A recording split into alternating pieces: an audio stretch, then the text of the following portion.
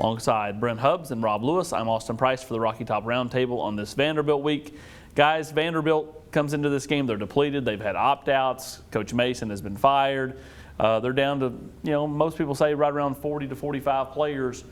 Where do we think this Vanderbilt team is? They canceled on Georgia late in the week last week.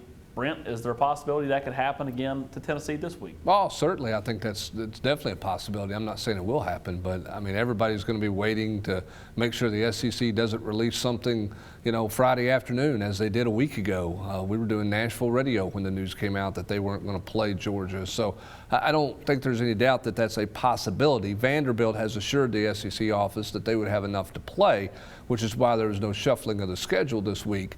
But we'll see if that happens, because there's rounds of, waiting on final results for tests, coming up later today for all teams playing this weekend, including Vanderbilt. And Vanderbilt cannot have any kind of spike in any kind of test numbers because they're right at that threshold of numbers of being able to play. All right, let's talk about this game, Rob. Harrison Bailey, JT Shrout, they're expected to get all the reps on Saturday against Vanderbilt.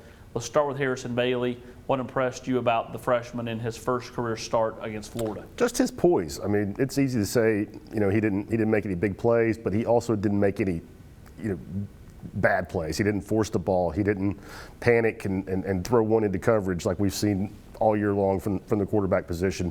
I thought he was more mobile than I expected him to be, and he made quick decisions. He got rid of the football, and the moment just didn't look too big for him. I mean, to me, I guess my biggest takeaway is he looked like a guy who, based off what we've seen from Tennessee's quarterback play this year, deserved a shot before the 8th game of the season. Yep, I don't disagree with you, Rob. He did not look like a guy who a week and a half, 2 weeks ago wasn't, quote, ready to play. As was the narrative that was talked about for several weeks. I thought his pocket presence was solid. Again, he held the ball a couple times for sacks, but overall I thought he felt pressure pretty good. And again, his operation was good. No delay game penalties. He got people lined up. I thought he handled himself well. To me, Austin, the biggest story, the biggest unknown coming out of Saturday night's win over or loss to Florida was JT Shrout. That's when he went in the game, I thought, what in the world are they playing this guy for? Bailey needs all the reps that he can get, and then all of a sudden here comes Shrout in and has a big-time fourth quarter and may start this game on Saturday. Yeah, I mean, JT basically equaled Harrison's output through the first 3 quarters in that fourth quarter alone. Had 2 long touchdown drives, Rob. What impressed me the most is not necessarily his arm talent, which is the best on the team, but how he moved around the pocket, and he slid around the pocket and made some plays with his legs.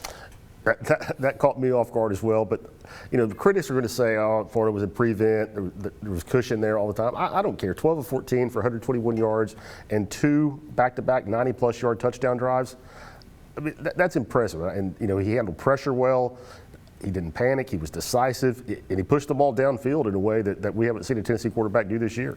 Yeah, one of those incompletions was a drop by Velas Jones because he didn't get his head around in enough time. The other was a bad throw, short hopped it in to Cedric Tillman, who was open. But I'm intrigued to see what he does on Saturday. Was this an anomaly? I mean, here's a guy, Austin, that got 3 snaps and then got sent to wherever, wandering in the wilderness, lost, if you will, for weeks on end, didn't even travel to Arkansas, and now he might start Tennessee's 9th game of the season.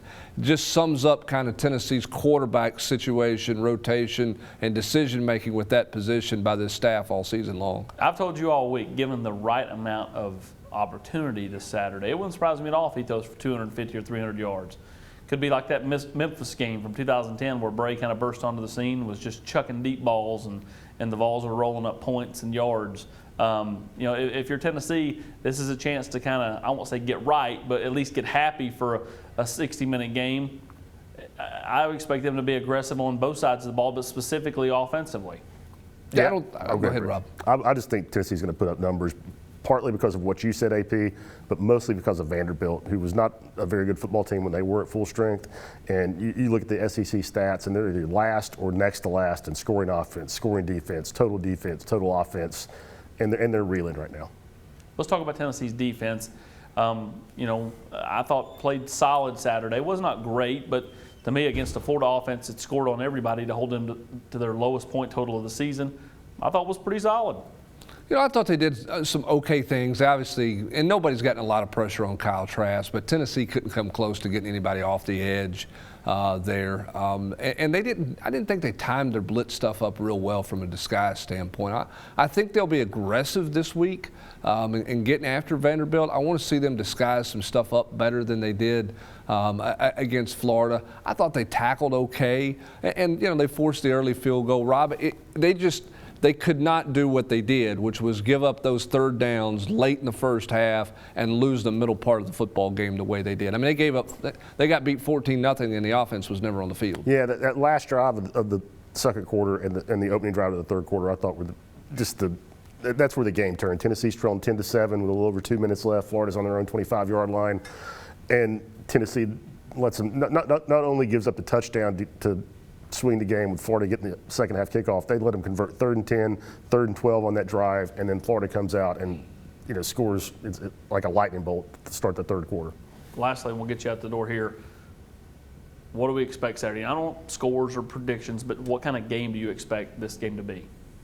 Well, if Tennessee doesn't take control of this game early, and given the effort Tennessee's played with and all the uncertainties that Vanderbilt has and the struggles Vanderbilt has had when they're at full strength, partial strength, and now the unknowns with a new coach and who knows what's going on in their locker room, this is a game that Tennessee should take control of early and should have control of this football game. If Tennessee's not in control of this game all the way through, Rob, then I think this is, win or lose, it's not good for Tennessee. Tennessee should take control and handle this Vanderbilt team. I agree, and I go back to the last 3 games, and people want to talk about losing the locker room, bad attitudes. I haven't seen any of that. I mean, they came out of the gate great against Arkansas. They were in control of the game early at Auburn, and they're sitting there with number 6 Florida 10-7 with 2 minutes left to go in the second quarter. So I think they've been starting well. I think that'll continue this week, and I'll be surprised if Tennessee doesn't have a big day.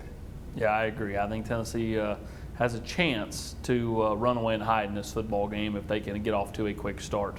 For Rob Lewis and Brent Hubbs, I'm Austin Price for the Rocky Top Roundtable.